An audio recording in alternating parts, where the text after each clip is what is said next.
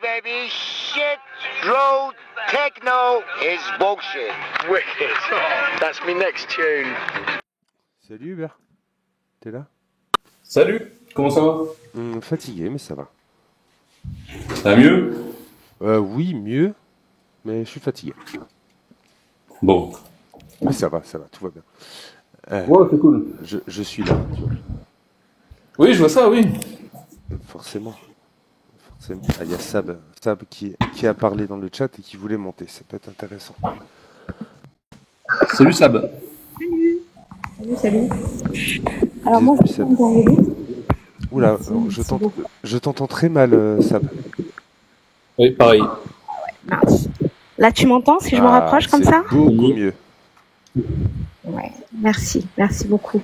Ben moi, je viens d'arriver, mais de ce que j'ai compris, voilà, on parle de l'esclavage du temps du prophète et pourquoi en fait il y avait de l'esclavage. Et est-ce qu'en fait c'est acceptable ou pas? Est-ce que je suis dans le bon propos? Alors, pour être tout à fait exact, je viens de lancer mon live et en fait, quand je lance le live et que je suis tout seul, bah moi j'aime bien écouter d'autres lives, tu vois, qui ont été faits pour lancer des discussions et que les gens du coup viennent, montent et aient envie d'interagir à propos du sujet. Après, on peut partir sur autre chose, mais si toi tu montes et que tu as entendu ça et que tu veux parler de ça, bah moi je veux bien parler de ça avec toi, il n'y a pas de problème, avec plaisir. Moi, ce que j'ai compris, parce que c'est un sujet qui m'a interpellée en tant que musulmane, et donc franchement, je me posais beaucoup de questions, et j'ai fait quelques recherches il y a quelques temps, et de ce que j'ai compris, bon déjà l'esclavage était répandu à l'époque, donc c'est toutes les religions, toutes les communautés qui le pratiquaient, et de ce que j'ai compris, en tout cas au niveau de l'islam, c'est pas l'esclavage comme on l'entend, comme on le comprend au jour d'aujourd'hui, c'est-à-dire la maltraitance, etc. Les esclaves avaient des droits. Alors c'est vrai que le terme est rebutant parce que quand on dit esclave, on comprend tout de suite. Enfin, on se dit la personne elle est soumise, elle est maltraitée, etc. Non, l'esclave c'était quelqu'un qui était capturé. Donc il y avait la conquête des territoires, il y avait des batailles, des choses comme ça, et du coup des guerres, et en fait ils capturaient en fait les ennemis et on les appelait les esclaves. Alors, et ces esclaves-là, Sab, oui. je me permets de te couper parce que j'ai entendu ce que tu veux dire et c'est pas du tout la première fois que j'entends ça et en effet si tu regardes par exemple quand on prend l'exemple d'un esclave aujourd'hui, je parle pas de l'islam, hein, mais qu'on prend l'exemple d'un esclave, on s'imagine quelqu'un qu'on fouette, quelqu'un qu'on mal nourrit, etc. Et je suis d'accord que les précisions que tu as fait dans l'islam sont exactes. Et en plus, ça a été écrit dans un contexte particulier. C'est aussi tout à fait exact. Seulement, est-ce que dans la définition d'esclave dans l'islam, d'accord, est-ce que un humain appartient à un autre humain? Et est-ce que quand le propriétaire décède, est-ce que l'esclave est donné à ses enfants comme un bien, comme un meuble? Alors, je suis pas, comment dirais-je, spécialiste et je suis pas exégèse pour répondre précisément à toutes ces questions. Moi, tout ce que je peux dire, de ce que j'ai compris, c'est que l'esclave, c'est la personne, elle est confiée au propriétaire. Je t'ai dit que j'étais d'accord avec toi sur le fait que dans les textes, il est précisé plein de choses que tu as dites à propos d'esclaves. Je n'ai pas dit le contraire. Je t'ai apporté une autre question supplémentaire, d'accord? Parce que si on est d'accord sur quelque chose, toi et moi, on va pas en discuter.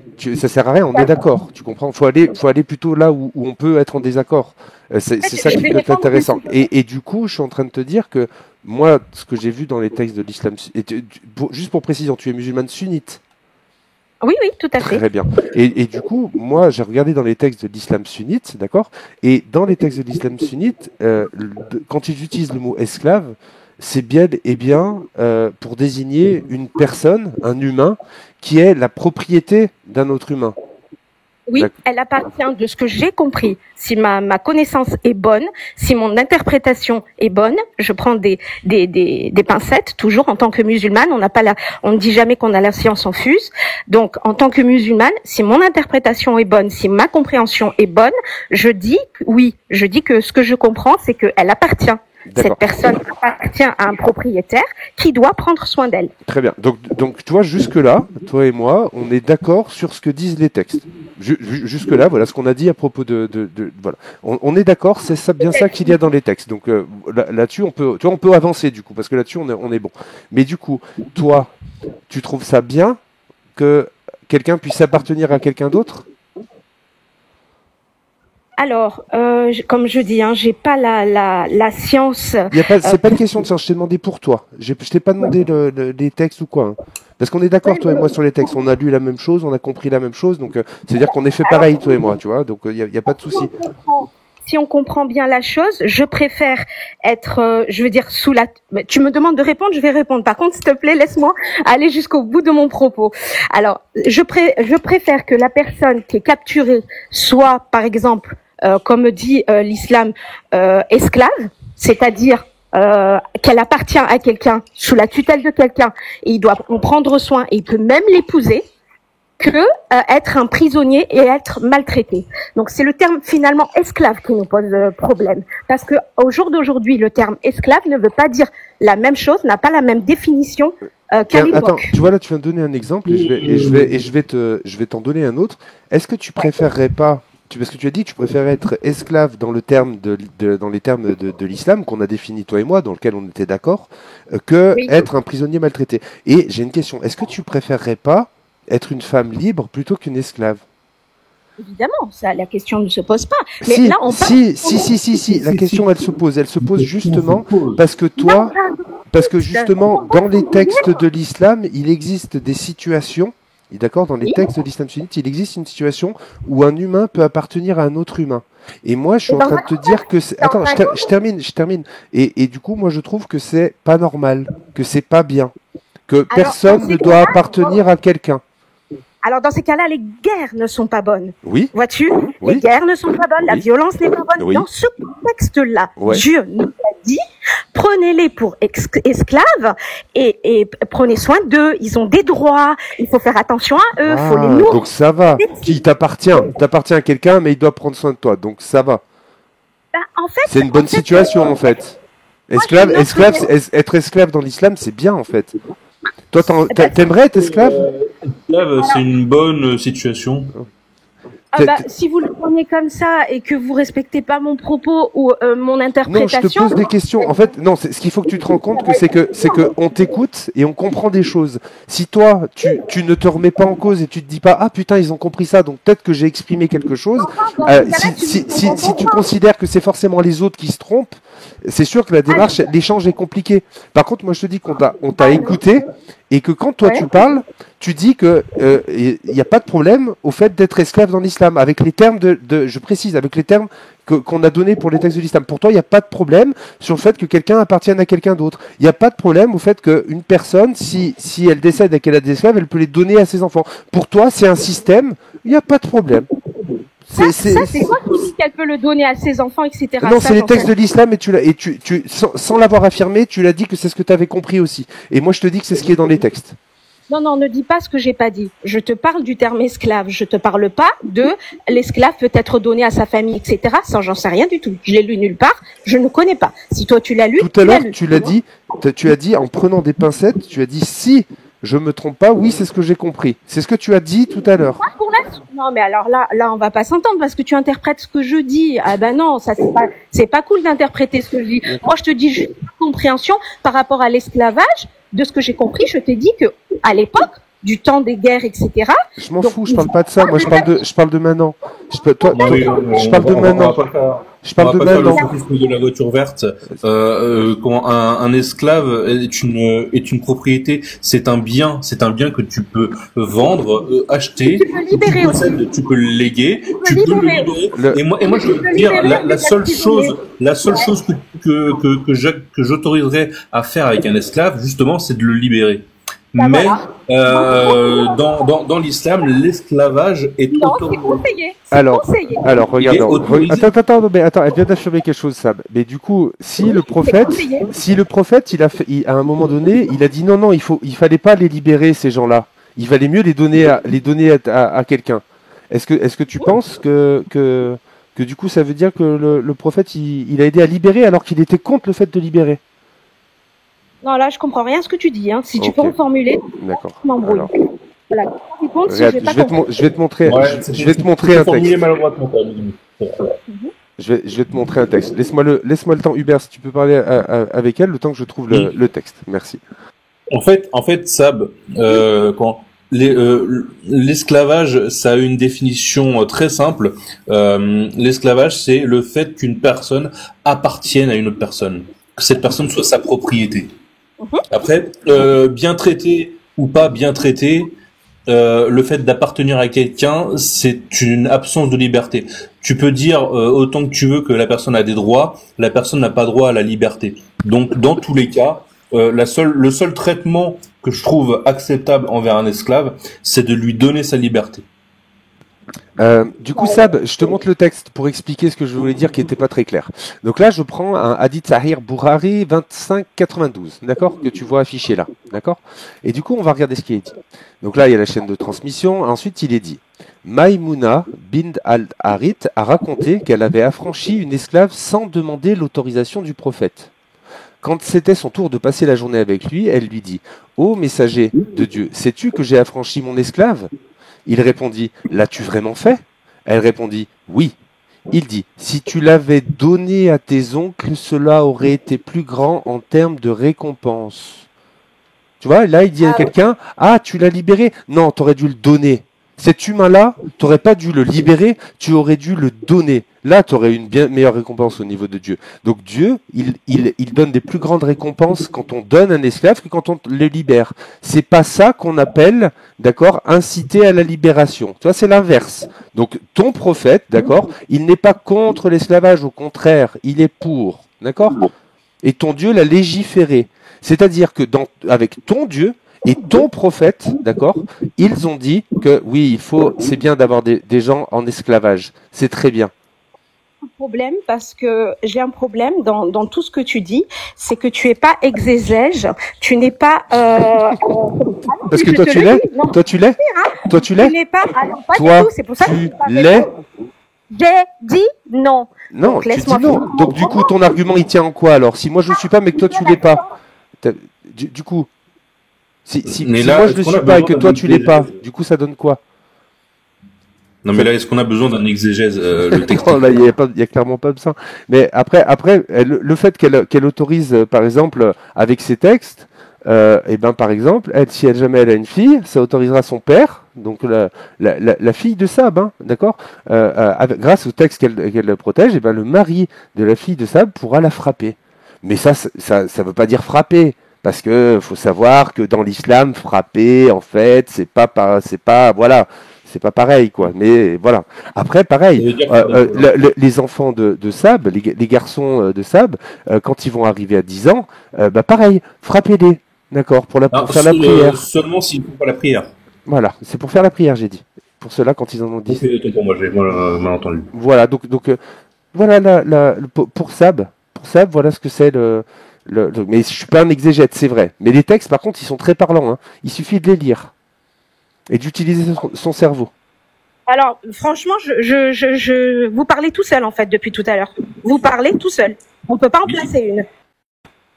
Donc, je répète, je ne suis pas un spécialiste de l'islam et du Coran. Je ne suis pas un savant de l'islam pour expliquer en fait la sagesse qu'il y a dans ces propos-là. Dans le fait de frapper un enfant, tu as raison, c'est une sagesse divine, bravo. Tu défends quelque chose de magnifique, machallah. C'est magnifique ce que tu fais. Tu n'as ni la connaissance ni la science. C'est-à-dire que ton cœur, il est noir.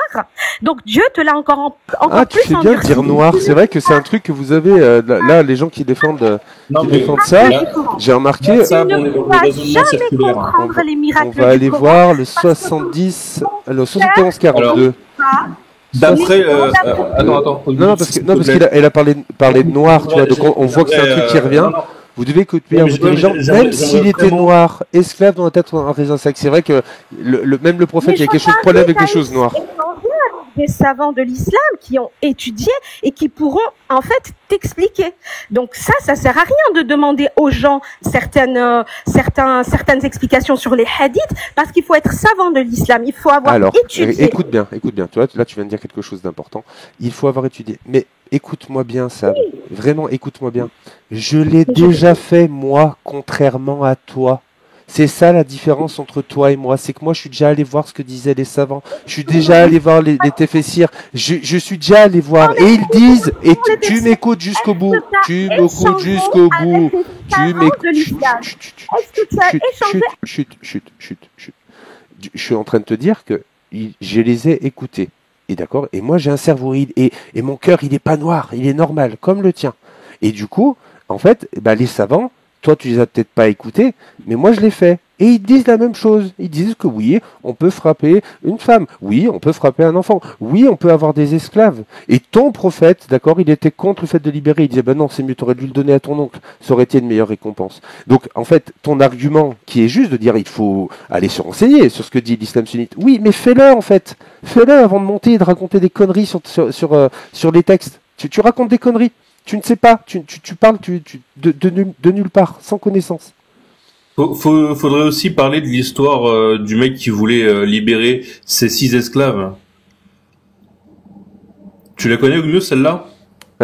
Oui, il en a vendu que certains, du coup. Un gars qui voulait libérer ses 6 esclaves.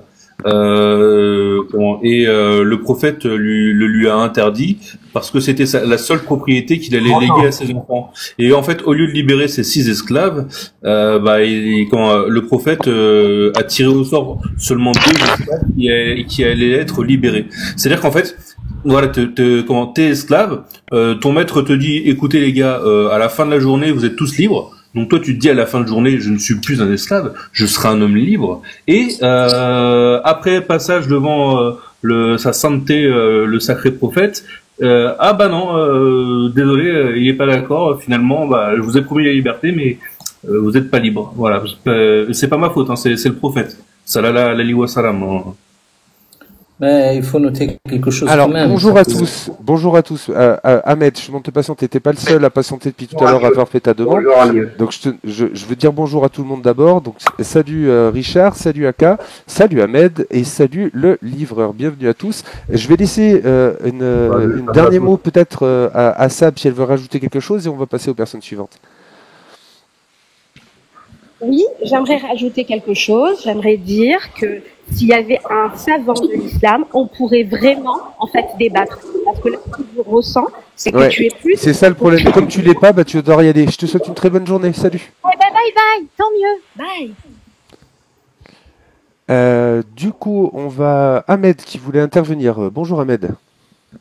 Bonjour, ça concerne l'esclavage. Juste pour information, je te fais monter juste après. Ahmed, je t'en prie. L'esclavage existait déjà avant l'islam, je pense. Oui, moi j'en suis sûr même. Dans toute la région. Dans le monde entier. Dans le monde entier. Les Romains le pratiquaient, les Grecs le pratiquaient. En gros, de partout sur la planète, depuis des milliers d'années, l'esclavage existe. Voilà. Les Celtes le pratiquaient, les Nordiques le pratiquaient. Voilà. Certains disent que l'islam encourage à l'esclavage. C'est juste que, comme aujourd'hui, certaines pratiques nous, on n'a pas dit ça. Hein. On n'a pas dit ça. Moi, j'ai dit que l'islam l'autorisait et que le prophète a incité quelqu'un à garder un esclave plutôt que de le libérer. Voilà ce que moi je dis. Oui, mais il faut dire qu'à l'époque, l'esclave, il était à la charge de son maître. Pourquoi tu dis à l'époque ? Dans le temps. Oui, mais aujourd'hui, le texte, t'es d'accord qu'il est valable encore aujourd'hui ? La parole d'Allah est valable en tout temps et en tout lieu. Il faut voir le contexte. Aujourd'hui, l'esclavage n'existe plus. Non, c'est pas la question que je t'ai posée. Je suis en train de... Oui, mais c'est pas la question. Moi, la question que je t'ai posée, c'est est-ce qu'aujourd'hui, d'accord, les textes l'autorisent, oui ou non ? faut ça voir qui- le contexte. Le non, contexte. Aujourd'hui, non, mais attends, la réponse elle est là. Le contexte c'est aujourd'hui. Voilà le contexte. C'est pas compliqué, Ahmed. Aujourd'hui, il faut que les mecs ils comprennent que le contexte ça veut dire Est-ce que quelque chose. l'esclavage existe Est-ce encore que aujourd'hui? aujourd'hui le texte l'autorise? Dis-moi. Non, tu réponds aux questions. J'en ai marre là des gens qui font perdre du temps. Tu réponds aux questions. Tu as un esclave dans ta cave. Chut. Écoute, on te pose une question, tu dois répondre. Sinon, t'as rien à faire ici. Je te le dis. D'accord. Là, perte de temps, c'est bon, j'ai assez donné. Je l'écoute, il n'y a pas de souci. Donc la question c'est aujourd'hui. Et ne me parle pas de contexte. Je te dis aujourd'hui. D'accord. Est-ce que les textes de l'islam autorisent l'esclavage? Oui ou non? Non. Non. Ok. Source, s'il te plaît. L'esclavage n'existe plus. Est-ce que l'esclavage Non, les textes. Réponds pas à côté. on te Les demande textes. des textes. Trouve une serse dans les textes qui interdit l'esclavage. Je te donne une minute. L'actualité, l'Irak, le Yémen. Ok, tu n'en as pas. l'Arabie. Merci. Au revoir. Perte de temps. Le mec, Est-ce il a rien que- compris. est-ce C'est que- parce que est-ce- c'est les textes. Salut. Alors, tu peux me poser la question si tu veux, Ogmios. Non, il y a pas besoin. Mais voilà, non, On sait tous que c'est simple. On sait tous. Tu veux trop vite l'utiliser, ça, Hubert. Trop vite, trop souvent. Même bah si oui, mais c'est parce que Non, mais c'est efficace, je suis d'accord. Mais il y a le livreur qui est là, qui voulait. Ouais, salut à tous. Bienvenue. salut. Merci.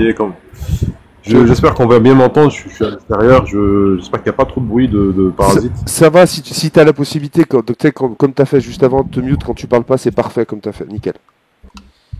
Ouais, bah nickel. Bon, écoute, je voulais juste répondre à ça. Alors, je sais pas si elle nous écoute toujours, mais bon, elle est la définition parfaite de ce que c'est que l'endoctrinement en réalité, tu vois. C'est que tu peux montrer, tu peux lui montrer les textes, tu peux lui montrer ce que tu veux.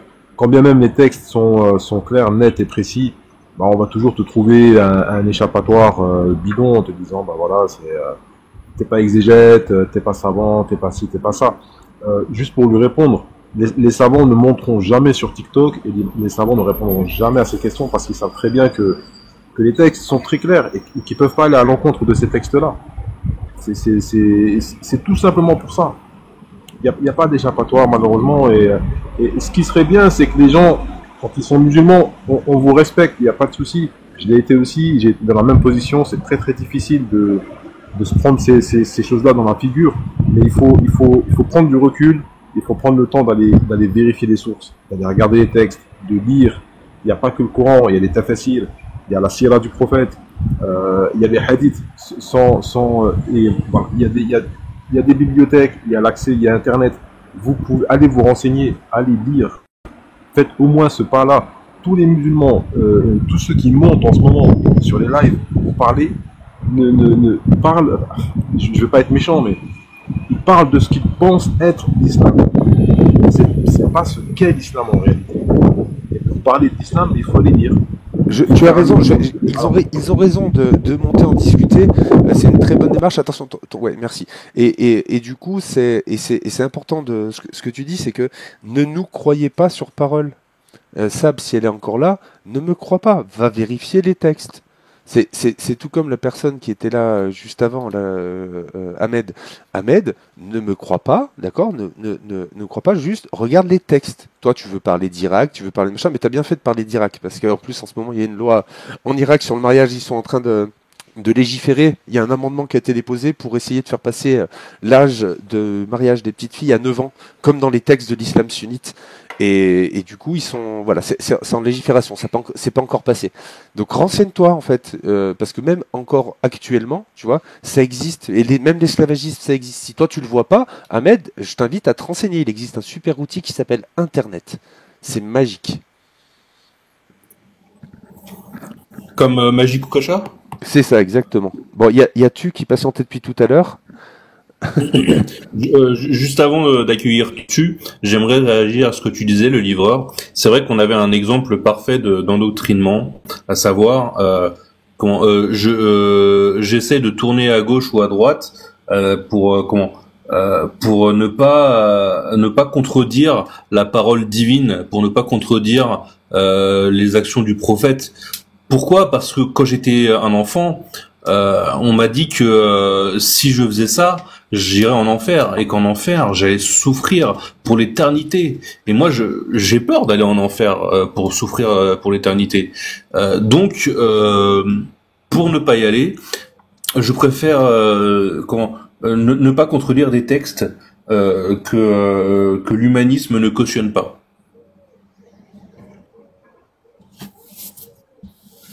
Salut. Et pour rappel, l'humanisme, c'est mettre l'être humain avant toute chose. Pardon, voilà, j'ai fini, je te laisse. Salut tu. Salut. Bienvenue. Yep.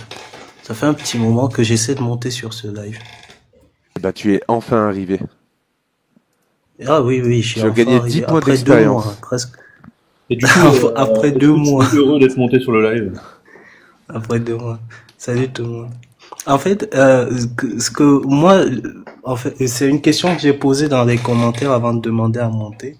C'était pour Sab sur une simple question. C'était, elle me dit, elle n'a pas assez de science. Ok, supposons, moi j'appelle pas ça de la science, j'appelle ça d'enfumage, mais bon. Supposons qu'elle n'a pas assez d'enfumage, ok? Ah, de science, désolé. Supposons qu'elle n'a pas assez de science. Pourquoi elle croit quelque chose qu'elle ne connaît pas? Moi, c'est cette question-là que je me pose. Pourquoi elle croit quelque chose qu'elle connaît pas et qu'elle ne peut pas aller vérifier parce que quand on lui met le truc devant les yeux, c'est comme si ça buguait. J'aurais aimé, et ça, je t'ai demandé de faire, je sais pas, frère Hubert ou n'importe, ou quelqu'un d'autre, si vous pouviez des fois vous mettre des vidéos de savants directement à des personnes qui disent comme ça. Eh ben, Où on malheureusement, voit les savants dire justement, on peut pas parce que YouTube, en fait, est bloqué sur TikTok. Si tu montres une vidéo, tu peux pas la laisser en continu. C'est pour ça que j'invite souvent les gens à aller regarder la vidéo d'Elfhausen à propos de l'âge d'Aïcha, mais je peux pas la montrer malheureusement. Ah, il y a même pas que ça. Il y a même une Oui, vidéo où il oui, dit non, mais- stricto sensus aux imams. Il le dit, hein, il dit mot pour mot aux imams, cacher la vérité, parce que si les gens savaient la vérité, ils quitteraient la religion. Ogmios, je t'ai transféré cette vidéo. Normalement, celle-là, tu devrais pouvoir la montrer. Elle est sur TikTok. Alors tu me l'as transféré où? Le mec, il te dit, Sur Ogmios, normalement. Lequel? Ça y est, les deux. L'un des deux. Je sais pas lequel. Je crois sur le compte avec lequel tu fais les lives. Donc celui-là. ah mais cette vidéo-là, pour moi, je pense, j'ai arrêté avec les autres vidéos. Je mets la première et je mets celle-là. Les deux, la personne en face, on verra ce qu'il peut dire. Quand il se rend compte que les personnes vont te dire que ces personnes-là ne représentent pas l'islam sunnite, qu'il y a d'autres courants, etc. Elles trouveront une autre manière de rebondir. Hein. Moi, après, si les gens veulent devenir tout couristes, très bien. Non, mais c'est plus compliqué de rebondir quand tu as en face de toi un savant qui te dit cache que je te mens. C'est Oui, celle-là. c'est celle-là. Oui, c'est celle-là.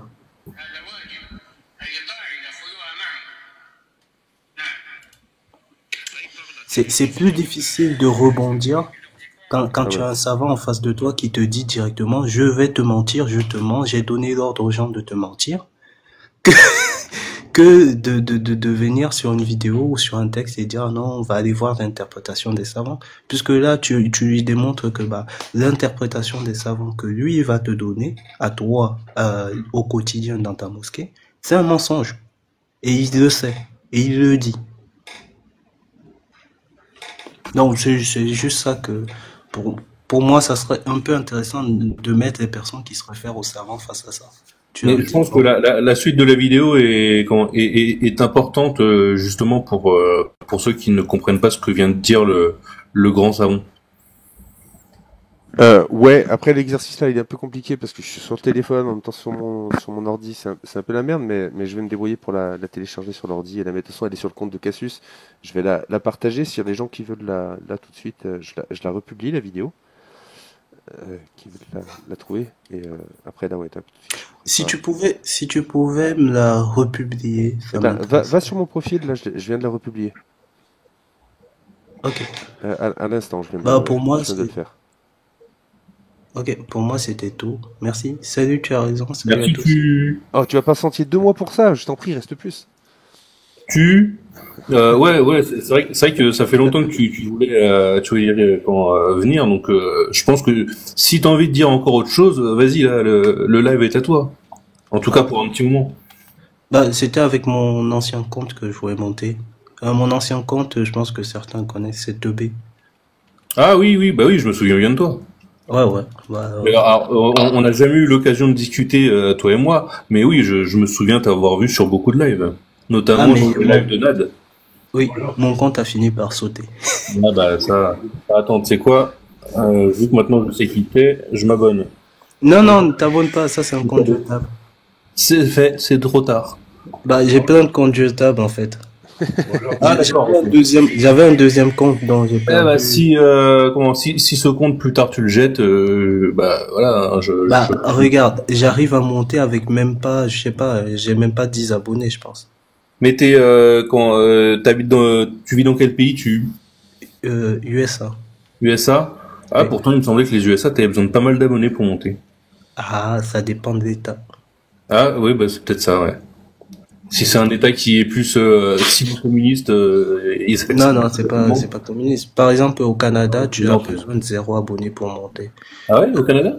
Oui, quand t'es à Ottawa et tout ça, t'as 0 abonnés quand t'es dans la zone francophone. Et quand t'es dans la zone anglophone, bah t'as besoin d'un peu plus. Du côté de Calgary, t'as besoin de plus. Et au State, New York, t'as besoin de beaucoup, mais dans les zones rurales, genre, là où moi je suis, bah t'as pas besoin de tant de ça. Alors t'es dans un truc genre Dakota du Nord ou quelque chose comme ça? Oklahoma. Ah d'accord, ouais. C'est rural aussi l'Oklahoma, Bah mis à part OKC, bah tout le reste, voilà. Mis à part Oklahoma City, bah tout le reste c'est. Je t'invite à rester volontiers. On va juste accueillir Bi. Salut abeille. Oui, bonjour. Salut Bi. Alors oui, bienvenue. Je vous ai suivi un peu au début. Vous parliez de l'esclavage. Et là, je pense que vous avez changé de sujet parce que là, vous êtes passé aux femmes. Oui, après on peut revenir. Tu as le choix. Alors, effectivement, l'esclavage en islam n'a pas été banni. Donc, on n'a pas besoin de revoir les textes. Vous avez raison.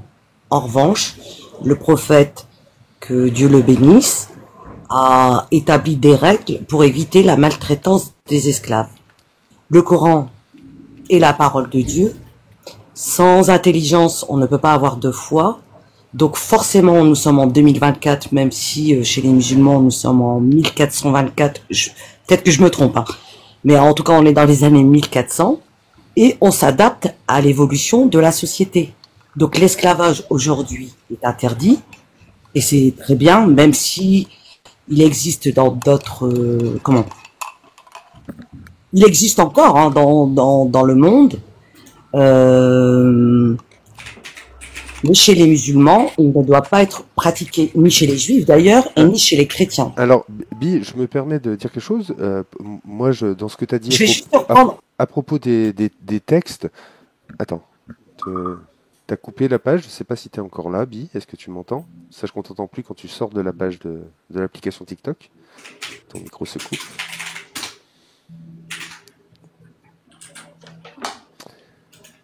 Je pense que vous savez tout ce que je vais... Bien sûr, si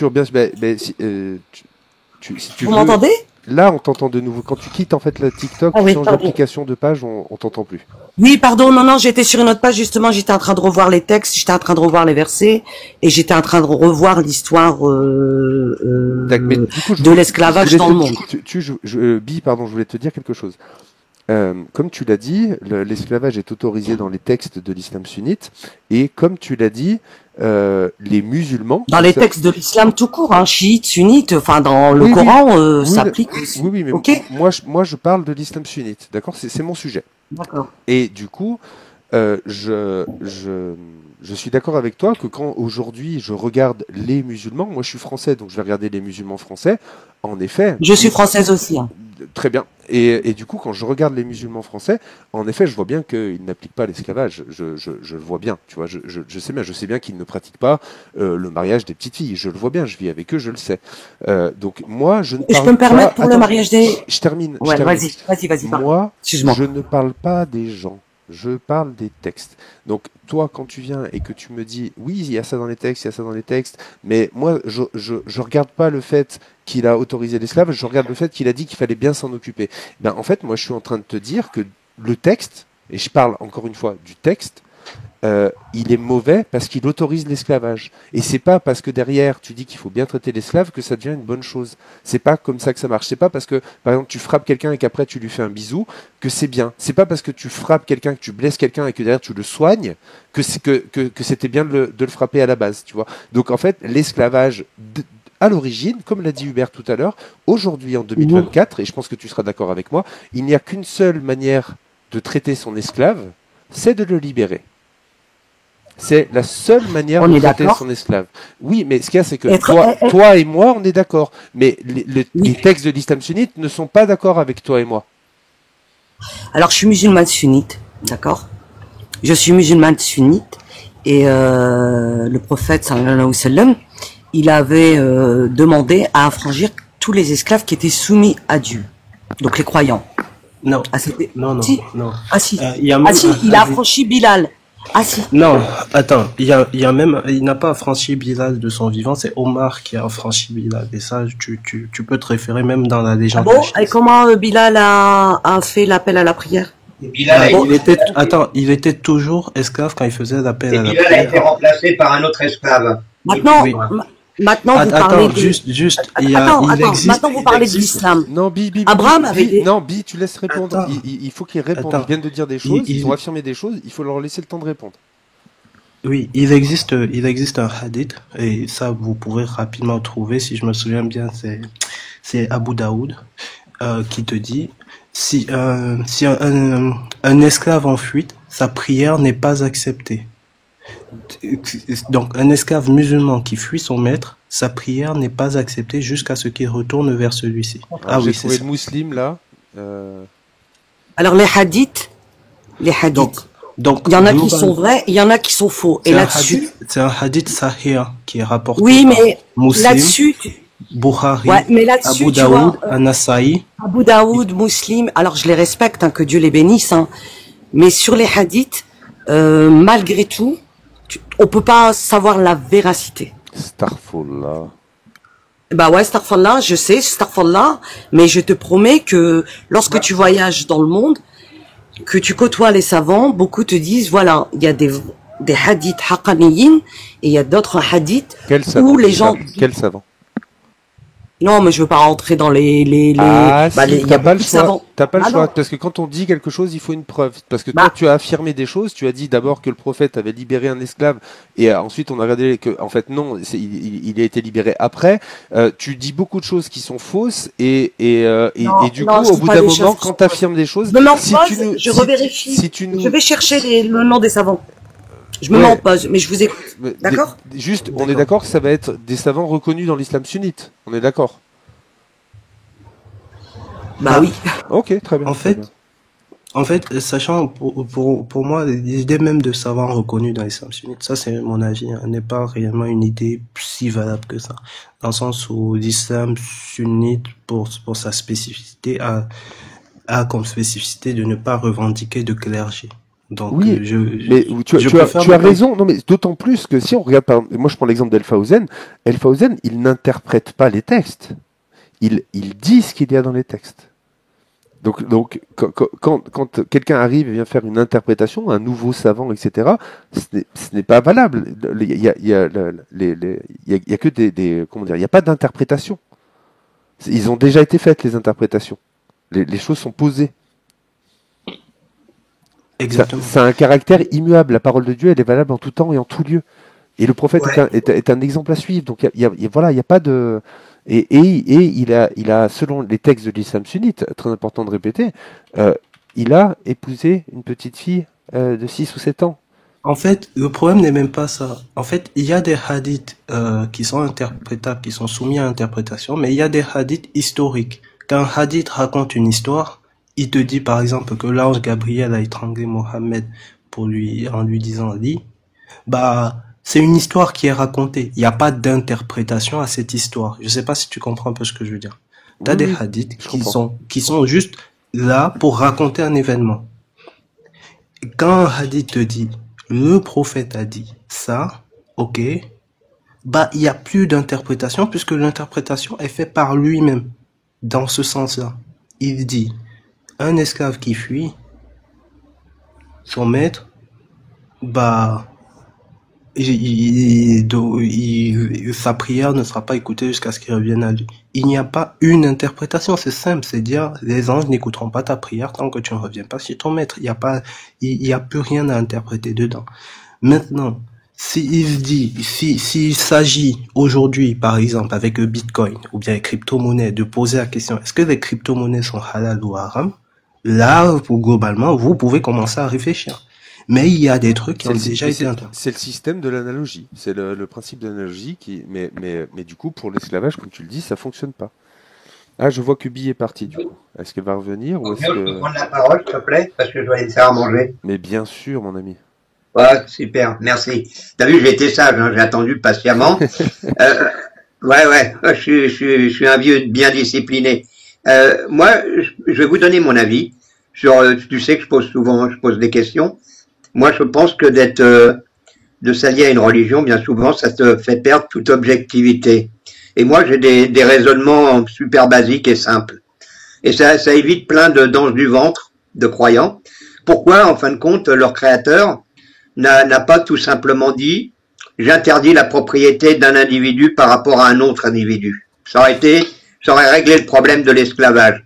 Pourquoi n'a-t-il pas dit « il est interdit, en fin de compte, puisqu'il a protégé à un moment par la ménopause les femmes mûres, pourquoi n'a-t-il pas également protégé les enfants d'être, en fin de compte, chevauchés par des adultes? Il aurait pu le faire, il l'a pas fait. Pourquoi n'a-t-il pas marqué dans le Coran « je vous interdis de frapper toute femme ». Moi, je suis assez basique dans mes raisonnements, mais ça simplifierait, en fin de compte, tout ce qui est écrit.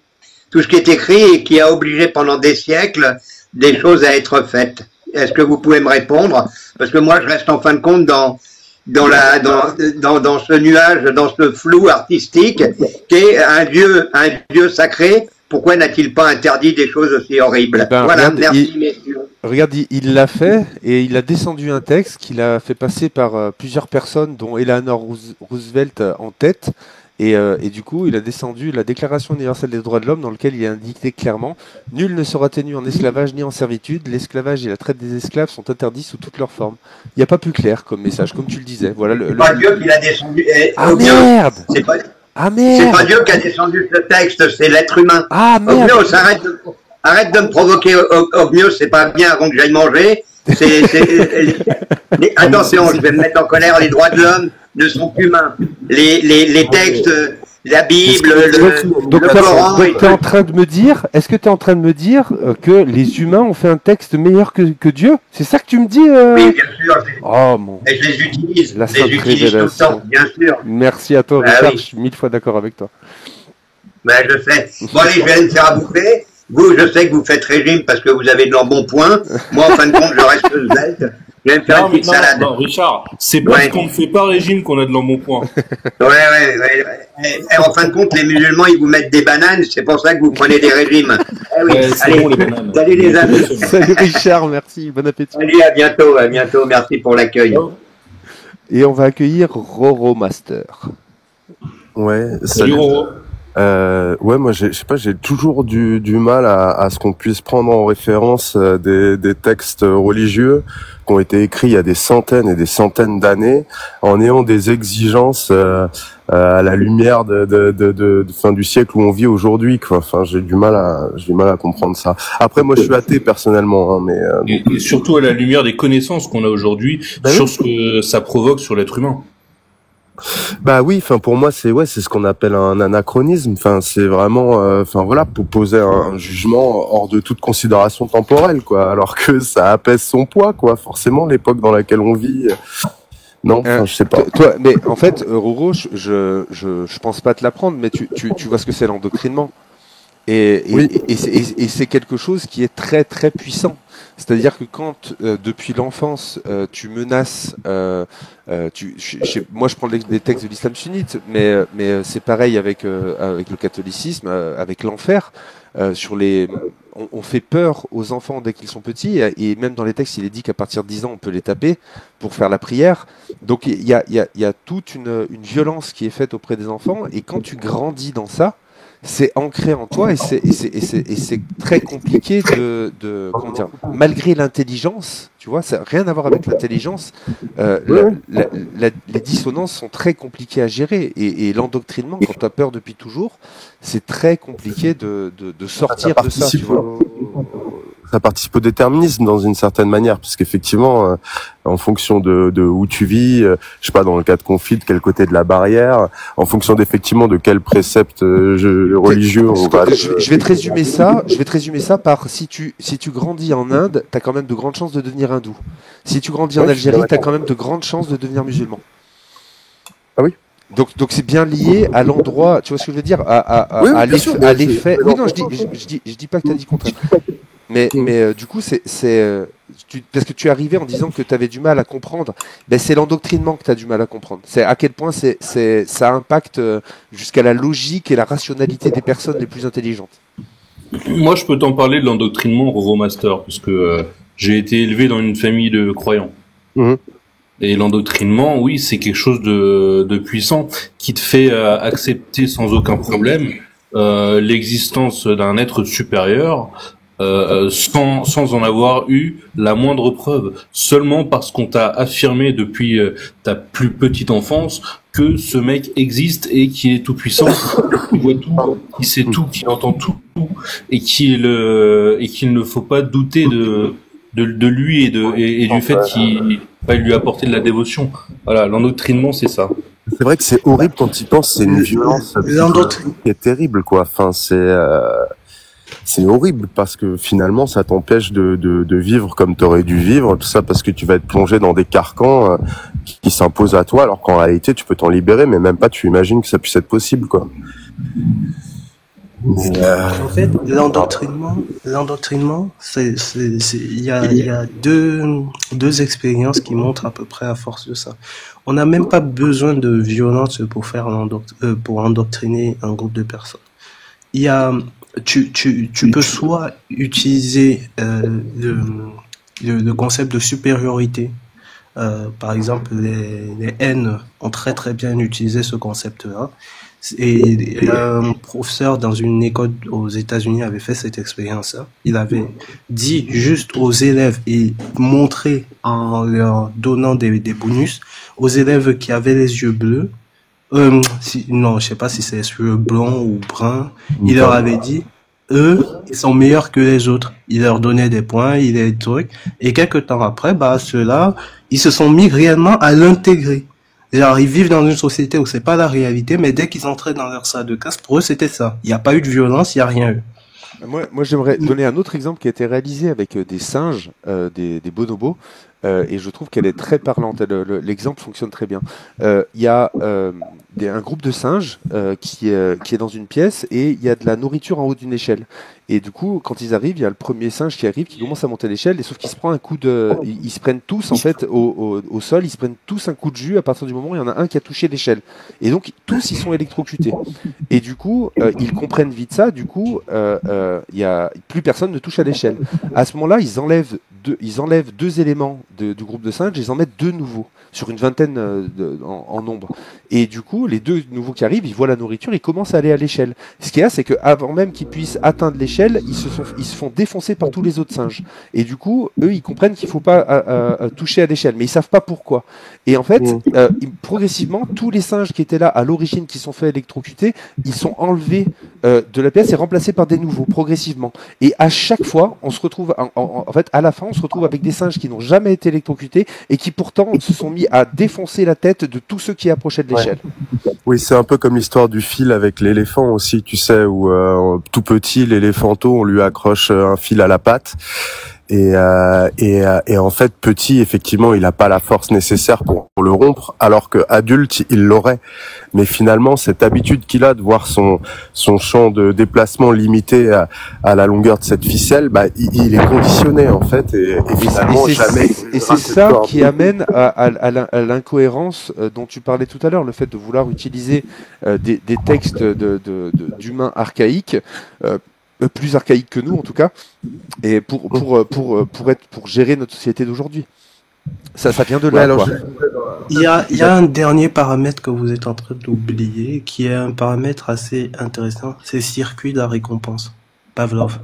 Ouais. Oui. On est dans un processus, comme tu as dit, l'expérience des singes, c'est correct, mais on oublie souvent le processus de Pavlov. Et je pense que pour ma part, dans le modèle d'endoctrinement, bah, j'ai l'impression que de la plupart des religions de la planète, il y en a que 2 qui ont ce niveau-ci, l'hindouisme et l'islam. En termes, ils utilisent tout. Le caractère de supériorité brutale en disant dès que t'es musulman, t'es supérieur à tout le monde, même si ton comportement il est mauvais. Ça, c'est le premier truc. Ça, c'est la supériorité. Deuxième caractère, la violence. Il y a une hyper-violence monstrueuse dedans. Ça, il faut pas se mentir. Donc, l'expérience des singes. Quatrième truc, la récompense. La récompense déjà terrestre, donc qui active directement sur Terre ton circuit pavlovien. Et après, dans l'au-delà. Donc, en fait, on a tous les mécanismes pour laver le cerveau. C'est le lavage de cerveau ultime. Tu as raison. On peut pas limiter l'endoctrinement à juste la peur de l'enfer, etc. C'est tout un ensemble il y a énormément d'outils. Mais c'est vrai que je pense que oui, l'endoctrinement regroupe justement un peu tout. Comment dire? C'est une manière d'utiliser les outils. Tu vois. Il y a des manières plus pernicieuses, il y a des manières plus violentes, il y a des manières moins violentes. Et ça, c'est une des manières qui est l'endoctrinement. Et après, il faut regarder, quand on parle d'endoctrinement, il faut regarder quelle est la forme dans chaque texte. Et tu as raison de souligner les différences que tu as. Après, moi, je connais pas assez le christianisme pour savoir si l'endoctrinement est le même ou pas. Je sais qu'il y a des points communs avec l'enfer et que les bases sont les mêmes dans tous les cas. Le christianisme, c'est plus le circuit de la récompense. Il n'y a pas ce principe-là de supériorité, dans le sens où, pour les chrétiens, un chrétien n'est pas forcément supérieur à toute personne d'une autre confession. Je comprends. Ouais. Donc, c'est vrai et c'est faux ce que tu dis, parce que en fonction de la confession Brice, j'allais justement t'introduire. J'aime bien introduire les gens et ne me prends pas mal. Comprends au premier degré ce que je viens de dire. Et du coup, salut Brice. Et juste, je veux dire aussi un petit message avant de donner la parole à Brice. N'hésitez pas à partager, à tapoter pour donner un peu de visibilité au live, parce que je sais pas pourquoi, mais mon petit doigt, là, il n'y a pas beaucoup de musulmans sunnites présents sur le stage. Ça marche. Brice, bienvenue. Bon, bah, j'espère que vous allez tous bien. Très bien, merci. Ça va, Alhamdoulilah, ça va. Super. Donc je disais que c'est à la fois vrai et faux. Il y a quand même un système hiérarchique dans la religion chrétienne qui s'exprime énormément dans pas mal de confessions. On voit que les pasteurs, ceux qui ont des postes, ceux qui sont gradés dans l'église, ont quand même l'ascendant sur la communauté. Et c'est les maîtres à penser de la communauté, c'est eux qui donnent le ton, malgré le fait qu'il y ait le support qui est la Bible.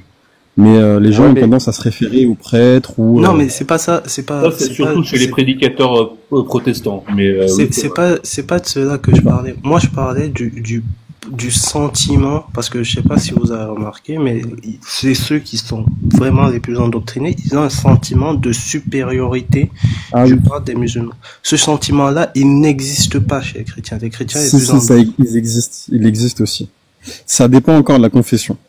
Mais quand moi je parle de chrétiens, je reste sur les catholiques. Les catholiques, ils ont plus un sentiment, d'ailleurs même plutôt d'infériorité.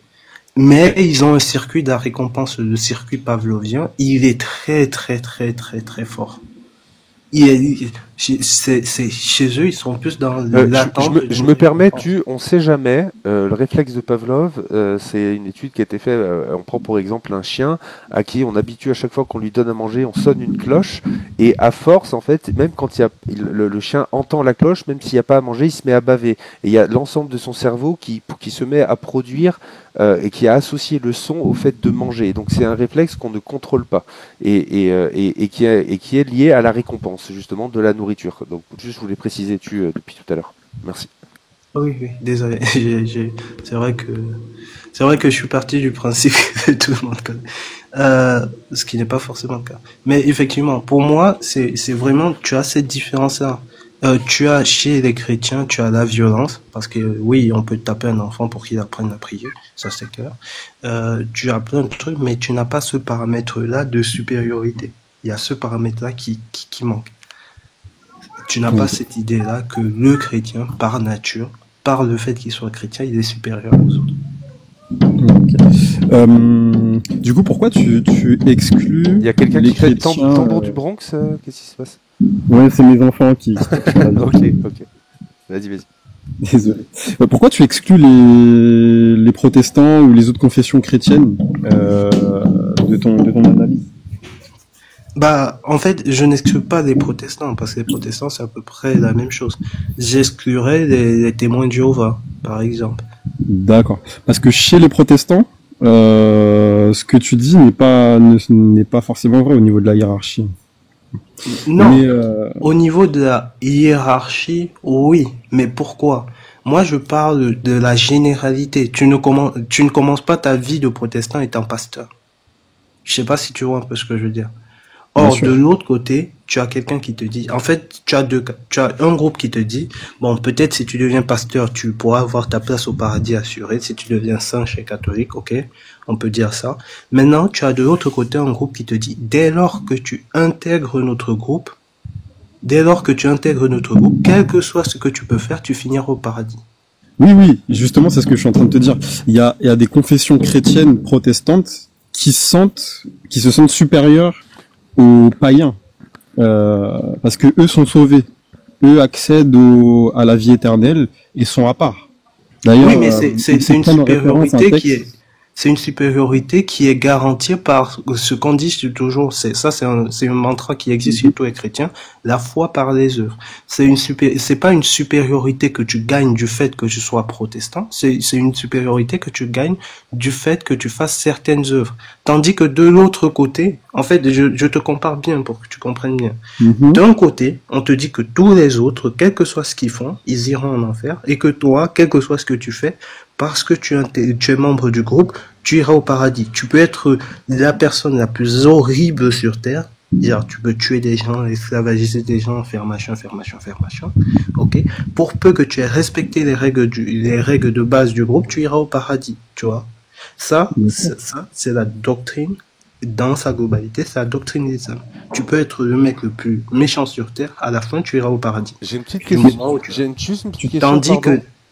Tandis que chez les chrétiens, la foi par les œuvres. Donc tes œuvres dictent si tu as la foi ou pas. Donc si tu es quelqu'un de mauvais, de méchant, tu n'as pas ce sentiment de supériorité parce qu'au final tu es comme les autres. Si tu fais des mauvaises actions comme les autres, tu iras en enfer comme eux.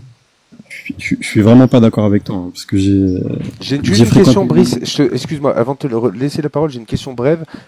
Tu es athée? Tu es chrétien? Je suis ni athée, ni chrétien, ni musulman. Dis-moi, j'observe. Si tu veux bien.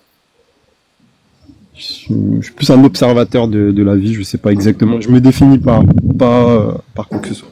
Alors, pas religion. Est-ce que tu crois en une divinité, une ou plusieurs divinités, Brice? Ou peut-être tu sais pas, peut-être que t'es pas sûr. Alors moi, la seule chose qui m'intéresserait en fait, perso, Brice, c'est de savoir si tu te réfères à un texte ou pas. Je me réfère à aucun texte. Okay. Par contre, j'ai été chrétien pendant 27 ans. Ok, d'accord. Mais en tout cas, aujourd'hui, tu n'utilises aucun texte pour vivre. J'utilise aucun texte religieux, dogmatique pour vivre. Ok, tu utilises quel texte du coup si je peux... Non, j'utilise pas de texte. Ok.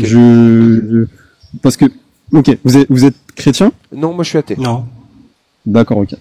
Voilà. Bon, moi, je me laisse pas guider par un texte en particulier. Enfin, voilà. Je pense qu'on est des êtres humains. Je vais t'expliquer pourquoi je te pose ces questions, parce que moi, le positionnement déiste, qui consiste à dire qu'il y a voilà une entité qui aurait créé le monde, mais qui n'interagirait pas avec les humains, ou en tout cas pas de manière textuelle avec des mots ou quoi que ce soit, toi, sans qu'on s'en aperçoive. Je n'ai aucun élément pour contredire ça, ni pour l'approuver, donc j'y crois pas. Mais par contre, ça ne me pose aucun problème. Que quelqu'un pense ça, parce que ça l'empêche pas d'être d'accord avec la Déclaration universelle des droits de l'homme.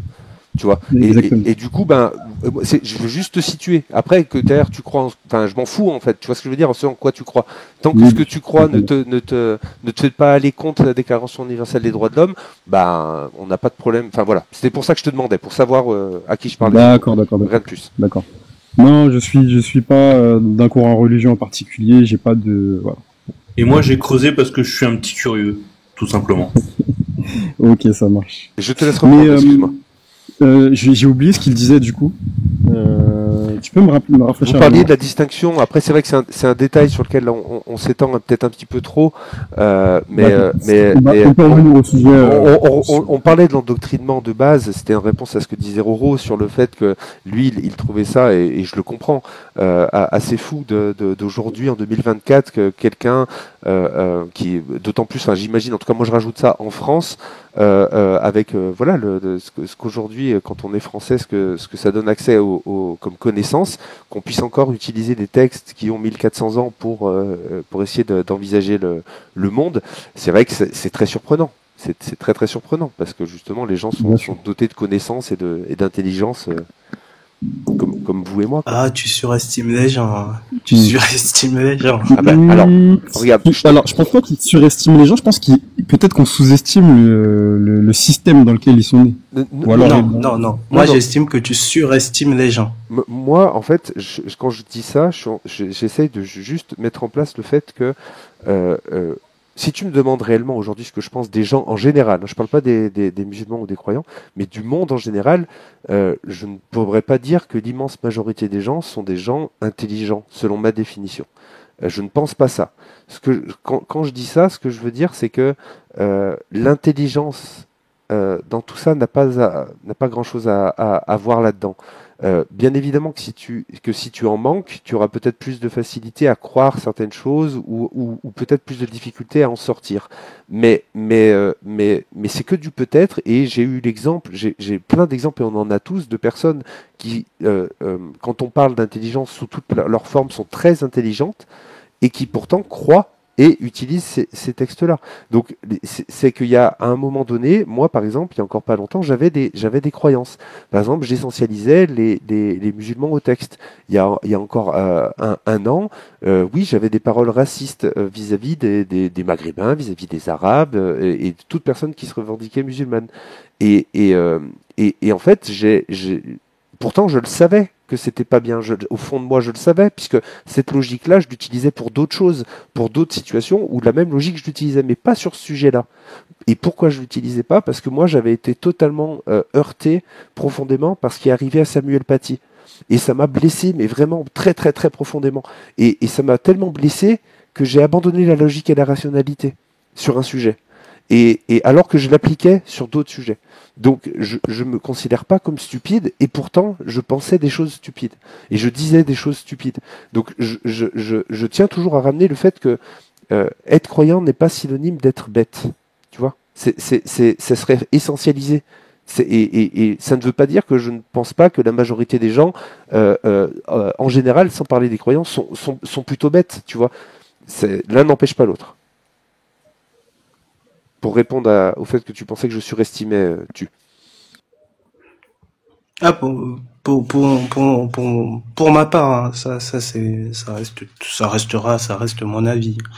Pour ma part, quand je dis on surestime l'intelligence des gens, c'est que pour moi, après c'est peut-être mon cas particulier, mais pour moi les gens sont immensément plus idiots que ce qu'on pense. Moi le premier d'ailleurs. Moi le premier. Oui, et je pense que je suis plus bête que ce que je crois. Je suis d'accord avec cette logique-là, mais c'est vrai que là, mon point de vue, et c'est bien de le préciser, c'était vraiment le fait que je ne vois pas de... Comment dire? Le rapport intelligence-croyance n'est pas un lien que tu peux donner à tout le monde. Tu vois, il y a certaines fois, oui, je dis pas le fait d'avoir un manque de logique, par exemple, il y a des gens qui ont moins de logique que les autres. Et ben, c'est sûr qu'eux vont être peut-être plus enclins à croire des choses absurdes.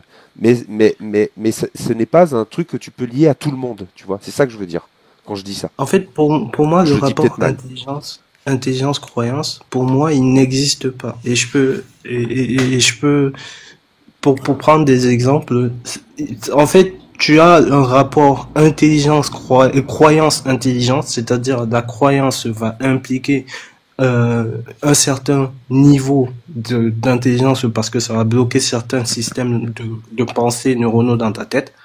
Mais ce n'est pas parce que tu n'es pas intelligent que tu auras forcément des croyances, des croyances. Oui, c'est juste ça. C'est vraiment ce truc-là qu'il faut mettre en perspective. C'est des choses tu peux avoir des personnes très peu intelligentes qui sortent des religions. Bien sûr. Parce que juste ils se sont posé une simple question qui les a obsédés pendant très longtemps. Ce ne sont pas des gars très intelligents. C'est juste qu'un jour, ils se posent peut-être la question, mais au final, un Dieu, pourquoi il me brûlerait pendant toute éternité alors que j'ai fauté pendant une vie qui dure au maximum 110 ans?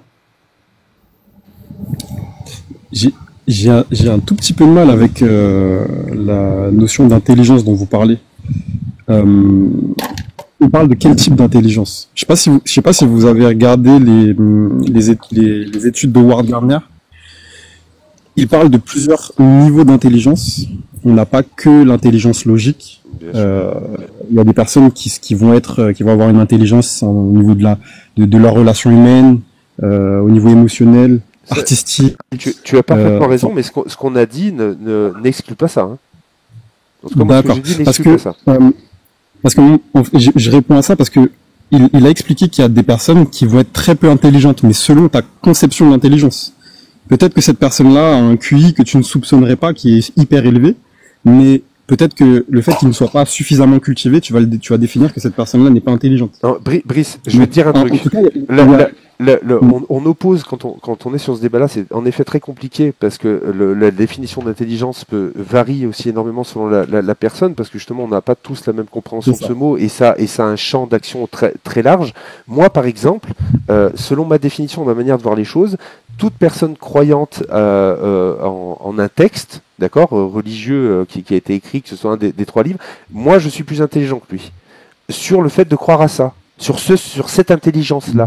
Par contre, ça n'empêche pas qu'il y aura 1001 domaines que chaque personne qui va croire sera meilleure que moi. Chaque personne aura un domaine d'intelligence où il sera plus doué que moi. Donc, on parle de cette intelligence-là. Et après, les croyances, pour moi, encore une fois, tout comme l'a dit tu, là, je parle de moi, de mon avis,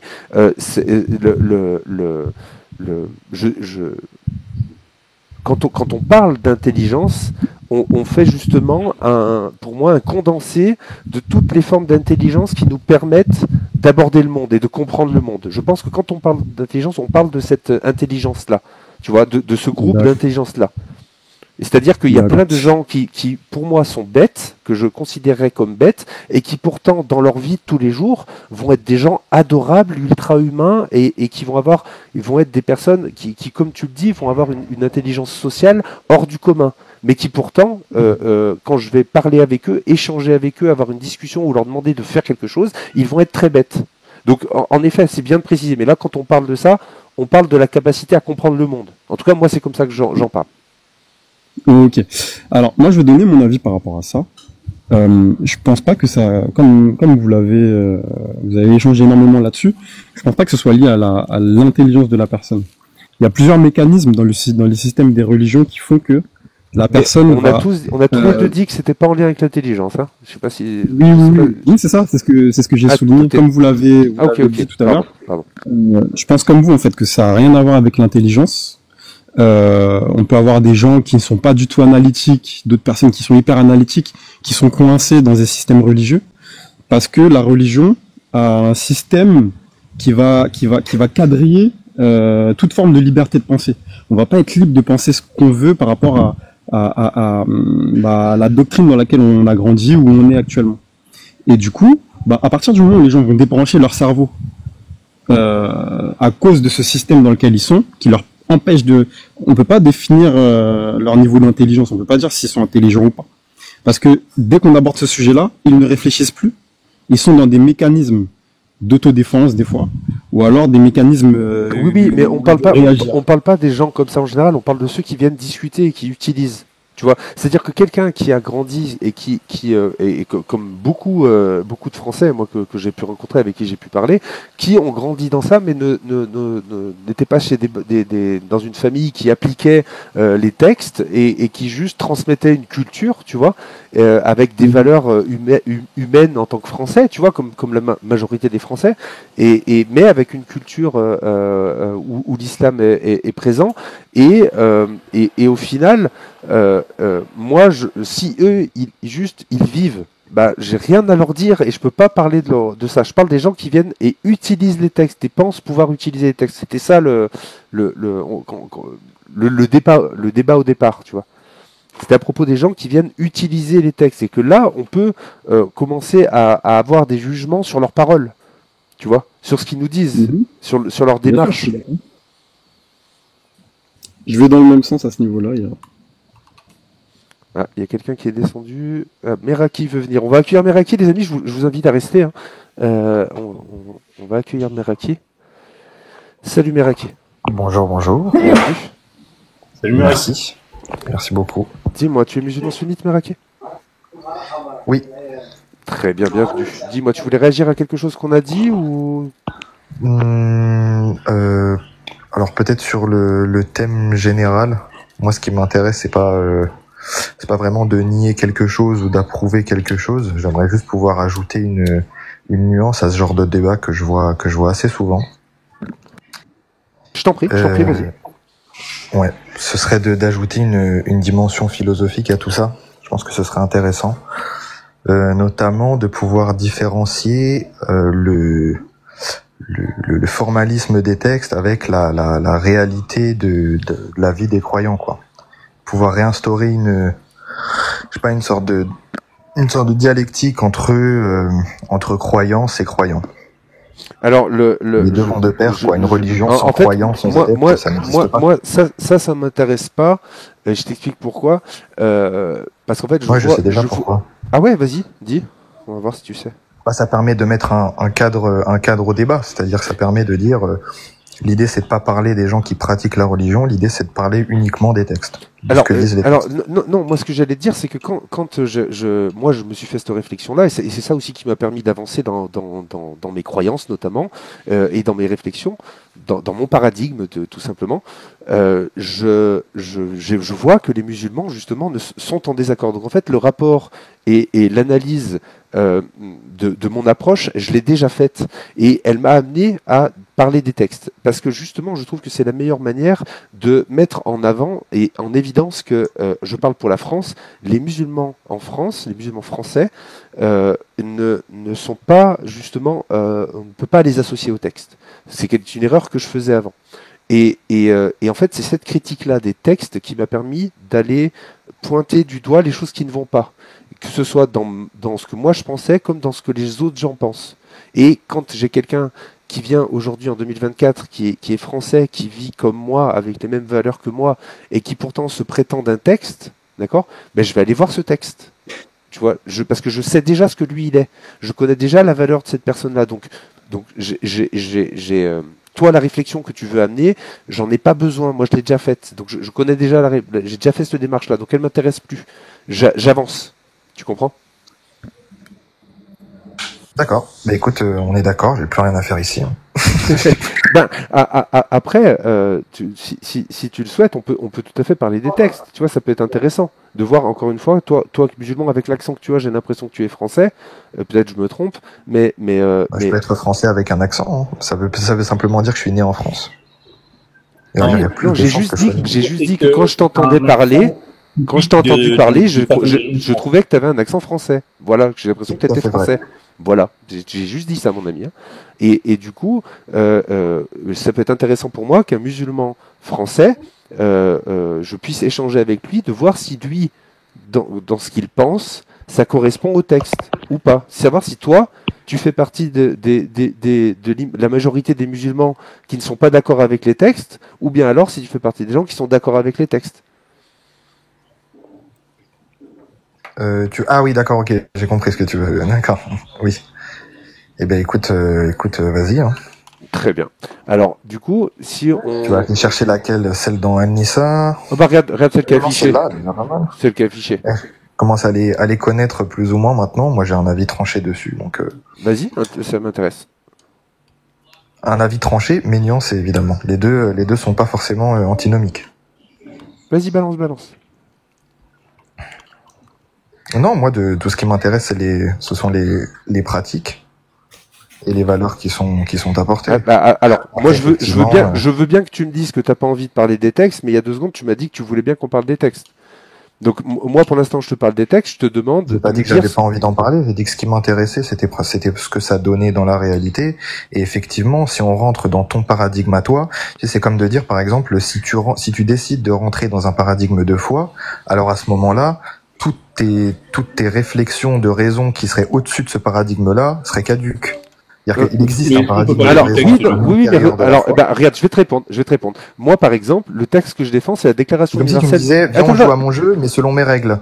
Écoute, regarde, je vais faire comme toi. Moi, je défends un autre texte, d'accord? Et je regarde ce qui se passe dans la réalité. Et je m'aperçois que ce texte-là, d'accord, si je prends la France, d'accord, la Déclaration universelle des droits de l'homme que la France a signée, eh ben, elle n'est pas, oui, c'est bien sûr.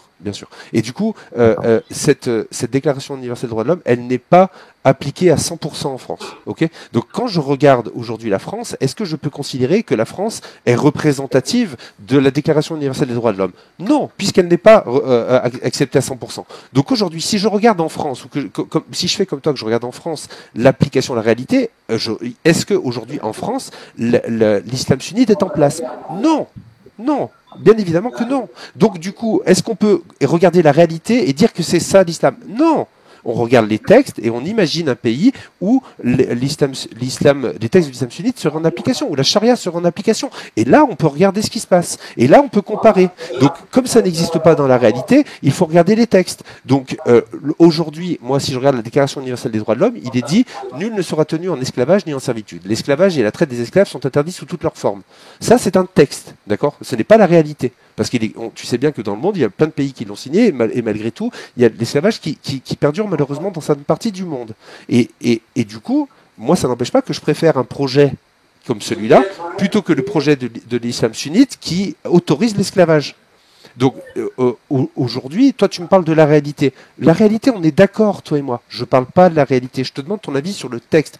Imagine, d'accord? Imagine, on est en France et c'est la charia qui est la loi. C'est de ça qu'on parle. Attends, on a juste, si je rajoute un petit truc, on n'a même pas besoin d'arriver jusque là. Moi, je suis originaire d'un petit pays en Afrique qui s'appelle le Tchad, par exemple. Au Tchad, on pratique l'excision, on marie les jeunes enfants, on fait un certain nombre de choses qui sont prévues dans la charia. Est-ce que pour moi, ma réalité, elle est différente de la tienne en France? Bah, très probablement que oui.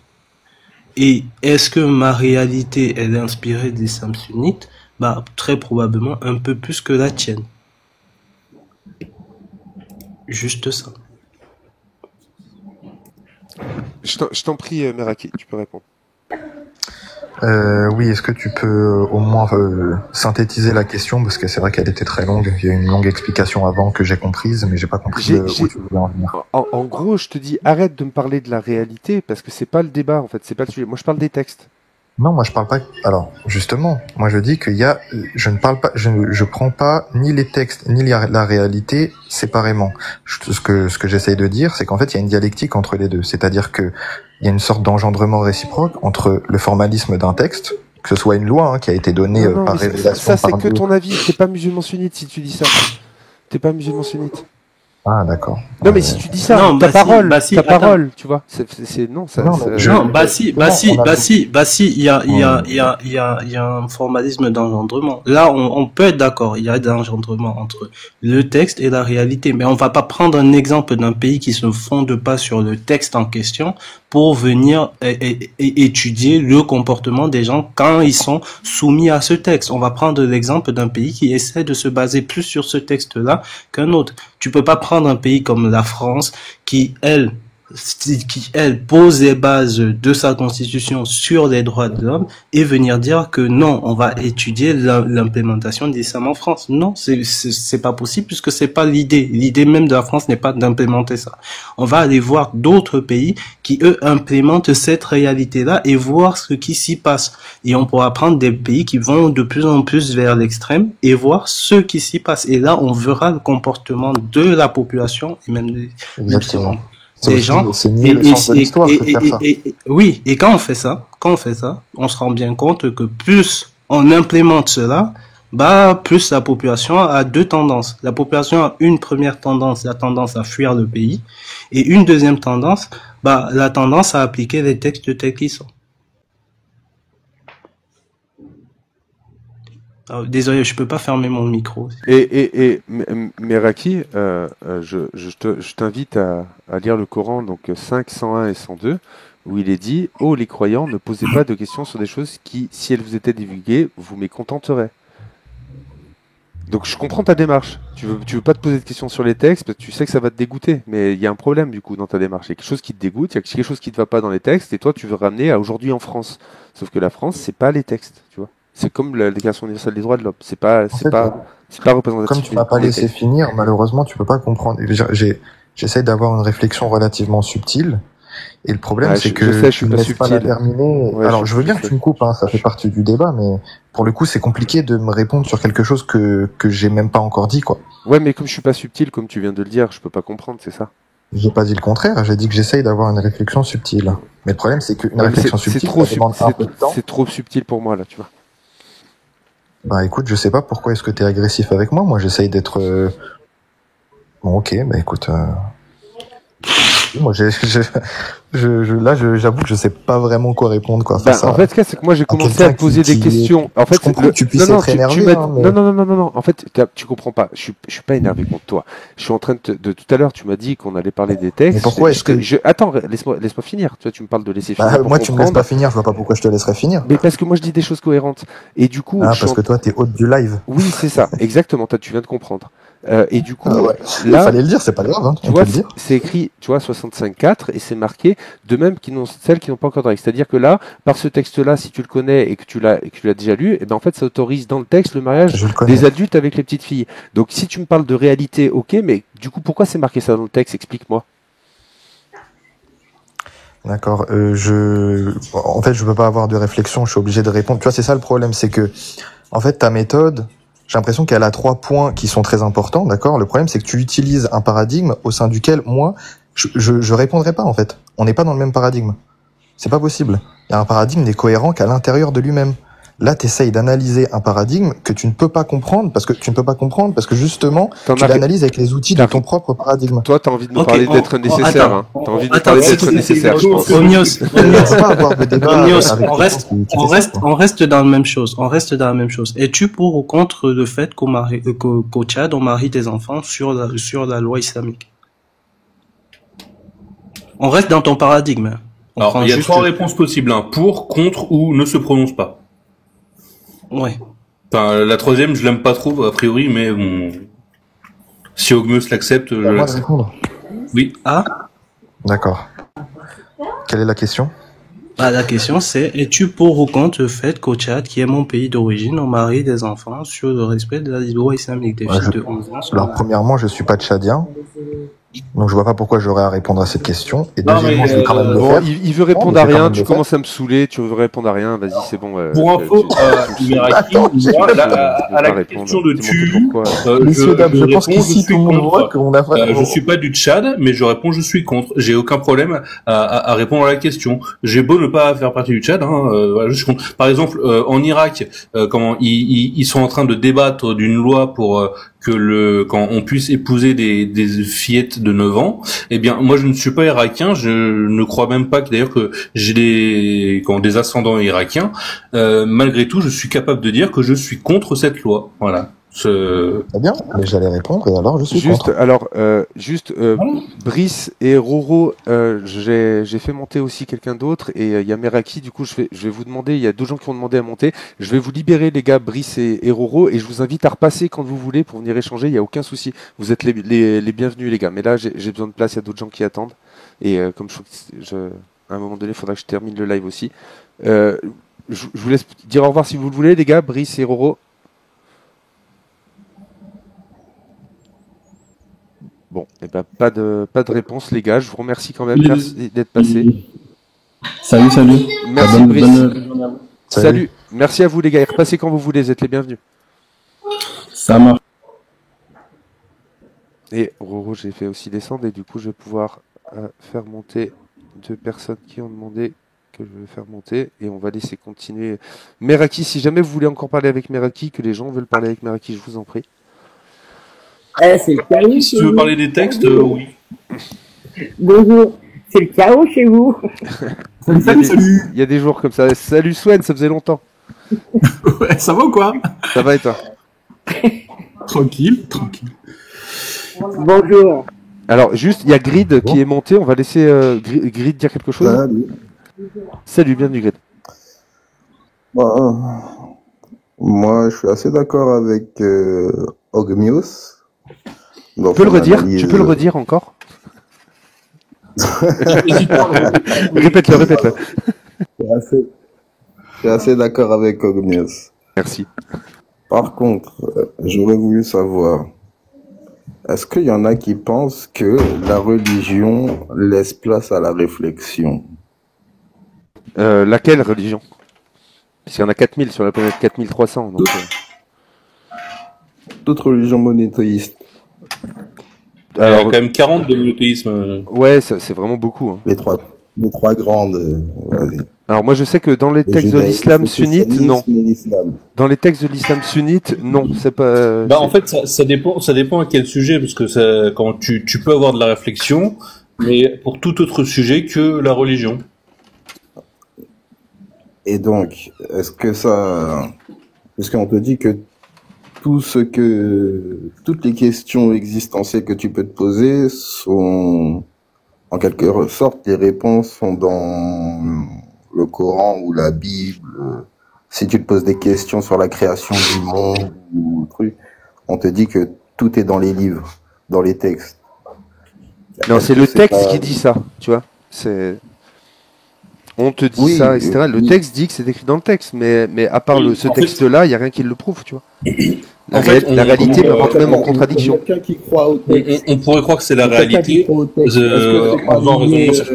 Une partie de la réalité. Moi, je suis pas sûr de comprendre ton positionnement, Grid. Je vais essayer de reformuler ma question.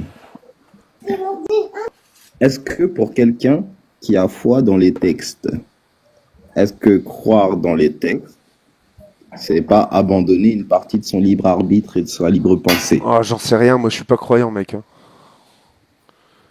Moi non plus, c'est pour ça que je pose la question. Est-ce qu'il y a des croyants des textes? Oui, il y en a un.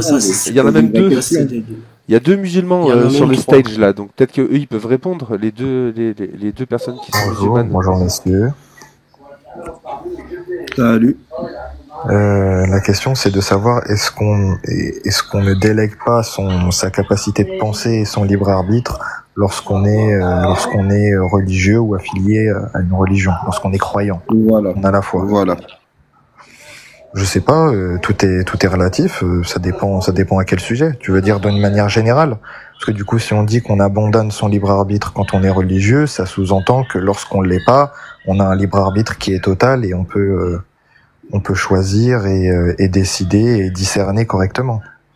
C'est ça que ça veut dire. Moi, je pense qu'on n'a pas. Bonjour à tous. Je pense qu'on n'a pas réellement, en étant croyant, on a la conception du libre arbitre effectivement qu'on connaît, mais en réalité, est-ce qu'on l'a réellement? J'en suis pas certain pour 2 raisons. La foi elle-même, elle est dite clairement dans l'islam que la foi, c'est Dieu qui décide qui il guide et qui il guide pas. Donc déjà, ça veut dire qu'on ne choisit pas d'avoir la foi. Donc déjà, en termes de libre arbitre, il y a une petite limite. Et au-delà de ça, les textes de l'islam nous disent clairement que certaines choses que tu vas faire peuvent t'amener à sortir de l'islam. Donc ça veut dire que malgré tout, tu es quand même dirigé à faire, penser d'une certaine manière, et que si tu ne le fais pas, si tu fais autrement, bah tout de suite t'es mis. Voilà, il y a une espèce de quand même de règle de le libre arbitre, il est limité par les hommes et il est limité par déjà le fait d'avoir la foi ou pas. C'est mon avis. Et est-ce que quelqu'un pourrait peut-être répondre à la question que j'ai posée? Il n'y a pas que le libre arbitre qui est limité, il y a aussi la liberté, selon toi. Ah pardon. Bien sûr. Ok. J'entends ta réponse, merci. Moi, j'ai posé la question négativement, c'est-à-dire est-ce que du coup, si on sous-entend, non, si on dit que lorsqu'on a la foi, lorsqu'on est religieux, en l'occurrence l'islam sunnite, voilà, on va prendre, est-ce que ça signifie qu'on délègue pas son libre arbitre, sa capacité de discernement et sa capacité de choisir? Est-ce qu'on pourrait pas poser la question négativement en disant est-ce que ça sous-entend pas que si l'on n'est pas religieux, alors on a la liberté de discerner, de se déplacer, de réfléchir librement? Est-ce que c'est le cas lorsqu'on n'est pas religieux? Je sais pas. Moi, je vais te proposer exactement la même question, mais autrement. D'accord? Parce que j'ai vu passer ça sur la photo de profil de l'autre. Pour toi, d'accord? Enfin, non, pas pour toi, mais dans l'islam sunnite, le mariage des petites filles, c'est ok. Mais toi, pour nous qui sommes pas croyants, notre morale nous dit que non, c'est pas ok. Ouais, c'est pas ma morale qui me fait dire ça. Si, ma morale, elle me fait dire oui, ma morale dit ça, mais c'est pas ma morale qui me fait pousser à porter ce message-là. Ça n'a rien à voir avec la morale. Ça a à voir avec les risques que ça entraîne, les risques de décès, les risques de dégâts physiques, les dégâts d'une potentielle maternité, les dégâts psychologiques, tu vois, qui sont des termes médicaux, d'accord, qui sont des risques qui sont mis sur la balance bénéfice-risque. C'est englobé dans la morale. Non, tu pas vas du pas tout. mettre en Pas du tout. Pas du tout. Ça poserait pas de problème. Moi, pareil. Regarde, je vais te donner un exemple, Grid. Je vais te donner un exemple. Par exemple, un frère et une sœur qui ont une relation S ensemble, d'accord? Moi, ma morale, elle me fait dire que ce n'est pas bien, d'accord? Et je te parle d'adultes, hein. Je te parle ils ont 25 et 30 ans. Moi, ma morale me fait dire que ce n'est pas bien. Par contre, en termes médical, d'accord, je peux pas dire que c'est pas bien. Parce qu'on parle d'une relation S entre deux personnes adultes consentantes. Ouais, même médicalement, tu peux le dire. Ça comporte également des risques d'handicap. Non, mais alors, écoutez bien, les deux sont stériles, ok? Je prends cet exemple-là, je fais exprès. Les deux sont stériles. D'accord, ok. Donc il y a aucunement de potentiellement enfant, parce que là-dessus vous avez parfaitement raison. Mais je vous parlais de la relation, de l'acte.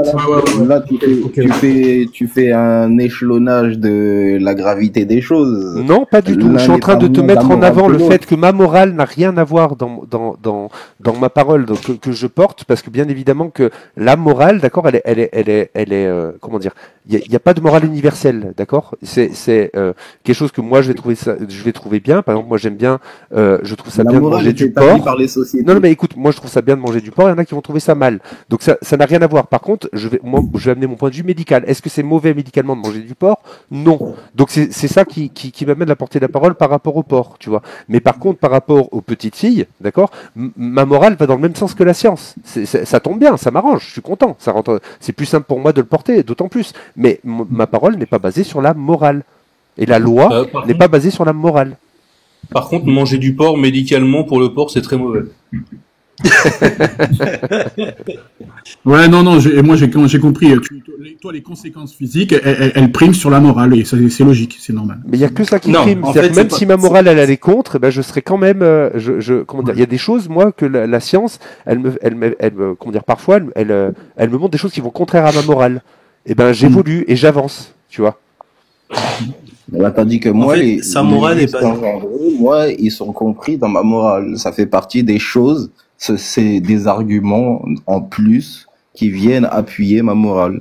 Non, juste comme il base son système de morale sur le fait du bénéfice et du risque, en fait, tout ce qui ne présente aucun risque, bah, ou bien un risque faible comparé au bénéfice qu'on peut en tirer, tout ce qui rentre dans cette catégorie-là, un risque, quand on risque, c'est un risque pour une autre personne humaine comme lui, bah, tout ce qui rentre dans cette catégorie-là, bah, pour lui, bah, ça va.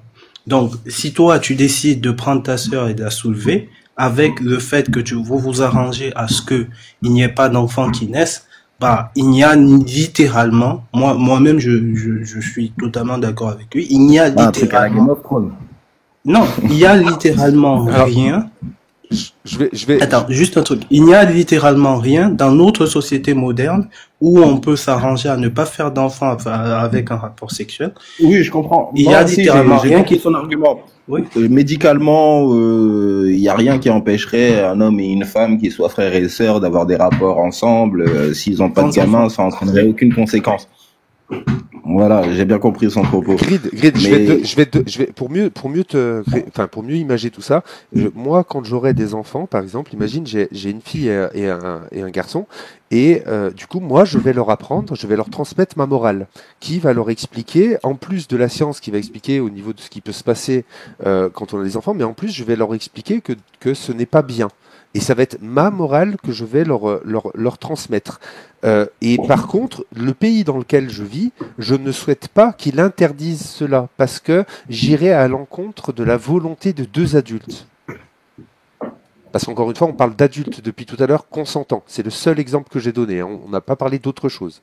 Et du coup, je sais leur liberté fondamentale de faire ce qu'ils veulent de leur corps. Et il y a aucune loi qui peut empêcher ça. À partir où deux personnes sont consentantes, je veux dire, il y a des pratiques d'accord, qui sont totalement folles, que je trouve ouf, que je trouve horrible, que je trouve que ma morale rejette totalement dans ma pratique, et que je trouve horrible. Mais par contre, si deux personnes veulent la pratiquer, de quel droit je pourrais les en empêcher, s'ils le souhaitent tous les deux? Tu comprends? En fait, la loi, elle peut seulement interdire le mariage civil. C'est ça. Tout ce qu'elle peut il faut faire. que la loi, elle protège et informe pour que ces personnes-là ne fassent pas d'enfants, parce qu'on sait que c'est pas bon. C'est que là, par contre, c'est vraiment pas bon, tu vois. Et c'est pour ça que le mariage est interdit entre frères et sœurs, tu vois. C'est selon cette logique-là. Bon, par contre, en France, moi, il y a un truc qui me plaît pas, c'est que le mariage entre cousins germains est autorisé. Mais c'est une autre histoire. Ouais, je suis d'accord avec toi. Le mariage entre cousins germains devrait être interdit. Pour exemple, Christine Boutin, une fervente catholique, est mariée avec son cousin germain. Je suis pas sûr que ce soit son cousin germain. Ah si, elle l'a dit de sa bouche, de sa propre bouche. Ah, de sa bouche. De sa propre bouche. Il y a quelqu'un qui lui a dit, en fait, dans une interview il y a quelques années, il lui en a parlé, et elle a dit, le fait que je sois marié avec mon cousin n'a pas de. Oui, mais elle a dit son cousin, pas cousin germain. Faudrait que je recherche. À vérifier, mais pour moi, si. Oui, à vérifier si c'est son cousin germain.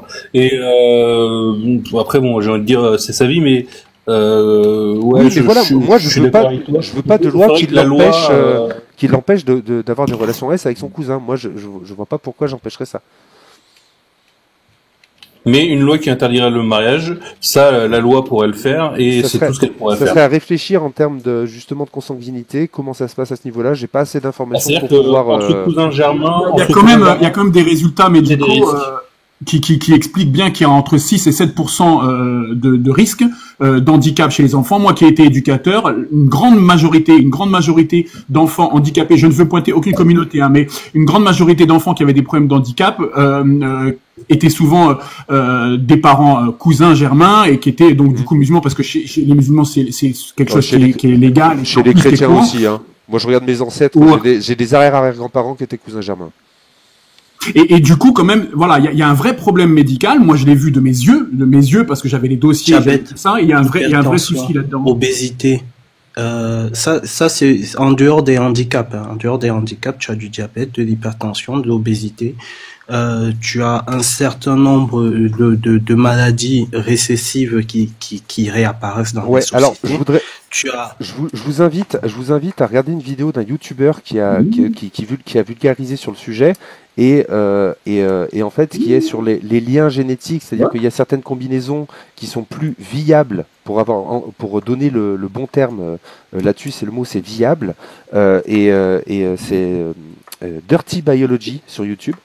Qui parle de ça et qui parle bien qu'il y a, comment dire, trop s'éloigner dans certains cas, je précise dans certains cas, de la génétique, de notre propre génétique, n'est pas la solution la plus viable. Il y a un équilibre qui existe en termes de viabilité.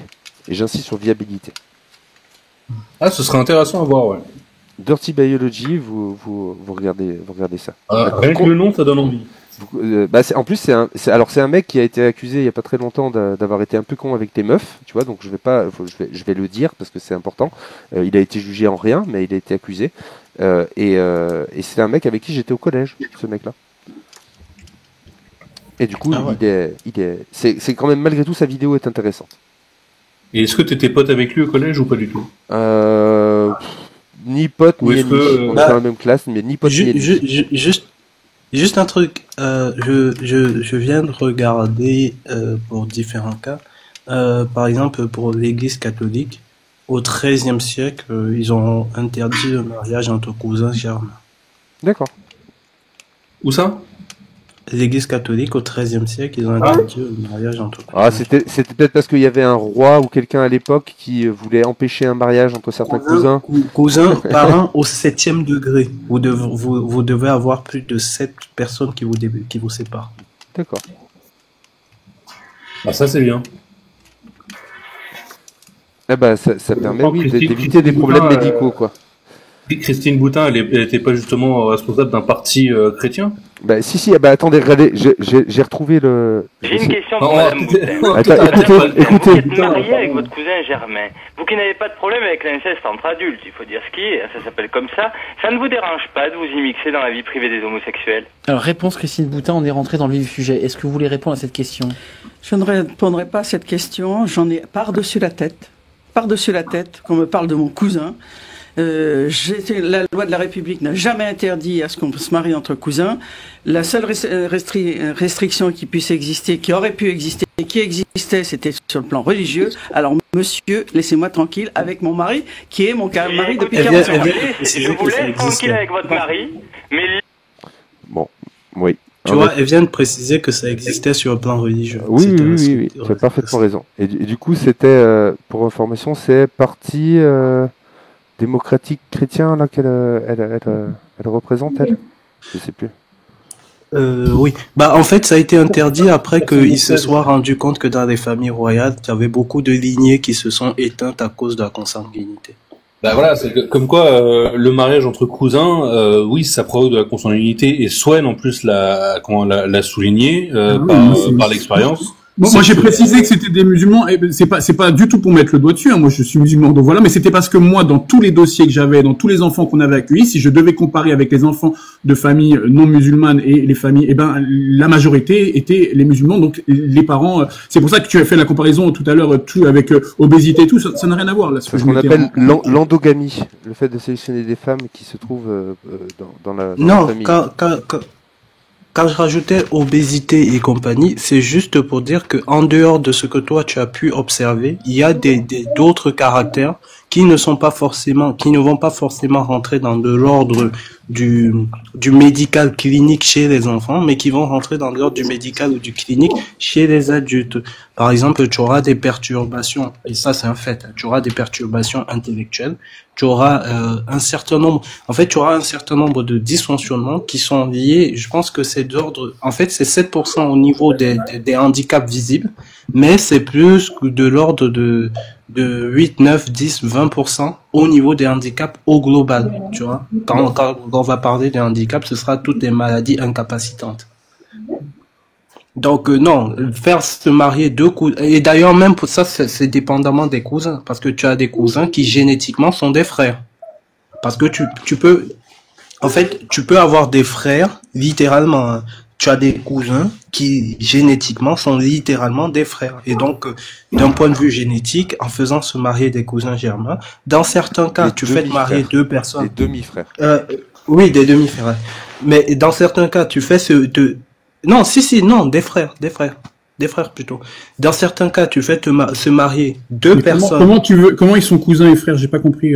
Non, ils sont cousins d'un point de vue cousin, mais ils ont la même distance génétique que deux frères auraient. D'un point de vue civil, ils sont cousins. D'un point de vue génétique, pas deux frères. Je veux dire au revoir à tout le monde. Ah oui, deux demi-frères. Je vous souhaite une bonne journée, bon débat. Moi, il faut que je vous laisse. Salut, Roméo, je t'ai suivi. C'est comme bien, ça, bien, je repasserai sur un live au plaisir. Non, mais sachant que deux frères peuvent avoir la même distance génétique que deux demi-frères. Mais sachant que deux frères peuvent avoir la même distance génétique que deux demi-frères. Oui, bien sûr, mais oui, tu as raison. Mais là, dans le cas que tu disais, c'est en cela que c'est un détail. C'est un détail. Oui. Donc c'est comme si en fait, littéralement, c'est comme si tu disais à une personne d'épouser sa sœur. Littéralement, c'est vraiment ça. C'est un mariage entre un mec et sa sœur, ou bien un mec et son frère. Une meuf et son frère. Et dans ce cas-là, tu te retrouves avec beaucoup plus de problèmes que voilà. Vive la science. Comme Donald Trump. Les amis, je vais devoir y aller vu l'heure qu'il est. Je vous remercie tous. Je vous souhaite une excellente fin de journée. Je vais même pas avoir vraiment de conclusion. T'inquiète pas, j'en ai une. Tu l'as rapidement ou pas? Oui, bien sûr. Parce que là, il faut que j'aille faire à manger. Ah oui, c'est urgent. Ouais, j'ai une conclusion.